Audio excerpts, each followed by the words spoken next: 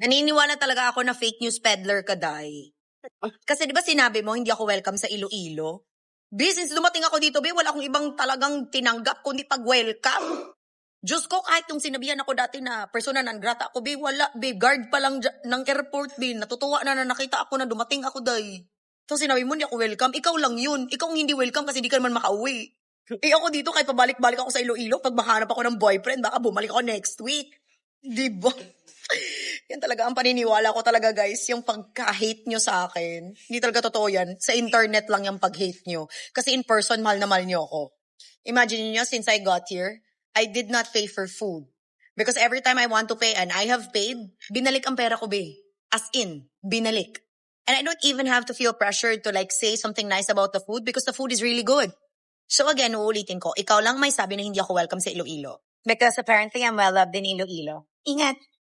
Day 2 here in Iloilo, and I am at the newly renovated Iloilo Market Terminal. Yeah. And I'm here at Betty's, so I'm having the pork ribs with chicken oil in my rice. And then I also ordered liempo because I'm a cargador. And it came with barbecue sauce. So let's taste it. Okay. Let's go. Let's do this. Kakain tayo, no?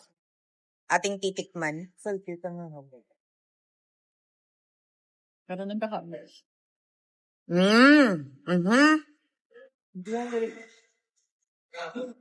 Wait, ang selfie lang kami. Wala, ang sarap. No? Kabisi sa Betty's. So when in Iloilo, come to Betty's.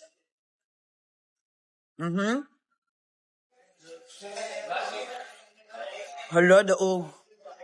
Daog chicken oil. Asa to kung lempo ko ya? Kaya ito po itong tilawan. Hindi mo yan? Hindi mo yan? Now we have the liempo.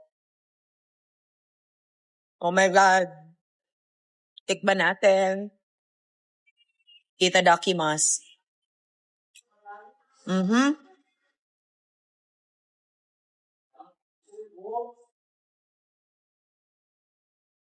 Uy, grabe, first time. Nag-extra rice ang inyong amega. What is this, Betty's? May plano pa akong bumalik ng Siargao. Bakit? Hindi tayo makakapaghubaran nito because of your food. May gali-gali gosh. Sarap.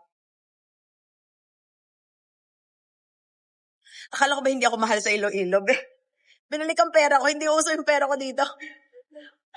Grabe naman yan. I love you, Iloilo. Ay, ka magkana ako. Talk. No joke. Betty's really tastes good. The pork ribs really tastes good. And it's not expensive. It's like $259. Tama ba? 259 for two big pieces of pork. See? $259. Na ganito nakadami, tas only rice pa. So, diba, laban na yan. So, if you come to Iloilo, find yourself in Betty's, bring your family, bring your friends, and enjoy. Ingat! So, syempre, I just finished having a good meal, and now I want to have desserts. And since they didn't have leche flan, good thing they have what they call 12th Street Donuts, which is donuts and coffee, since I'm not a coffee drinker. So this is what we got. I assumed, smells so good. I assumed this is matcha. The only thing I understand in the whole box, I just took everything because it also looks so good. I'm gonna have this chocolate cone stuff. Wala, in fairness. For a local donut, it actually tastes good.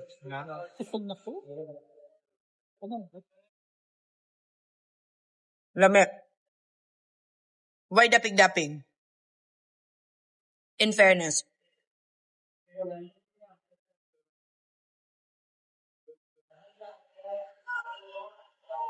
This is local, diba? Wala, no? But the quality, infer.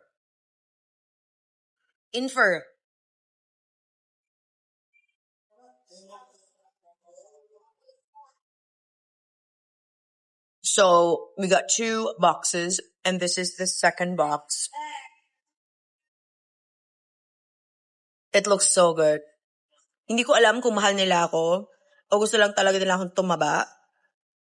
Like, whoa. Oh my gosh. In fairness, the quality of the donuts are really good. Like, walang halong eme.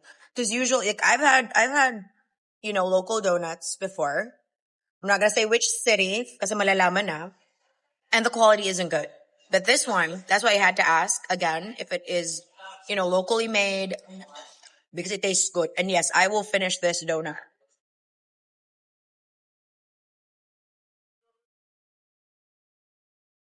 Such a perfect combo. They come in a Betty's. Or just go to 12th Street next door and get your donuts. That's about it. Ingat. Pamper session at Celestial Bell. Apparently, this is the best aesthetic clinic here in Iloilo. And they were very kind enough to prepare me again for another trip to Siargao. Yes, literally, I booked for another trip to Siargao while I was here. So I'm gonna get the vitamin drip that they have, and then Excelis for my face, my arms, and my belly. Okay, oh my God, maghubo-hubo na sa Siargao. And because I need to burn all of what I ate here in Iloilo because, oh my gosh, unya na sad kaon na pod. So sa mga nag-ingon nga dili ko pinangga sa Iloilo, it's so much love in the city of love. And yes, I'm in Celestial Bell. Say hi, ate. Say hi, ate. O, diba? Magpagwapa sa amin, guys. So when you are in Iloilo, you have to come to Celestial Bell. So you will find them. They're so easy to find, and they have a lot of services that you can avail while you're here. Marato, ingat. Don't get me wrong. Being single as a Pringle is a lot of fun. I am not bitter towards my ex, and I'm so grateful that I left my toxic marriage last year. But since I started dating, I realized that the mismatch in the world is so apparent. I like a guy, he doesn't like me like that. A guy likes me, and I don't like him like that. Why can't it just be right?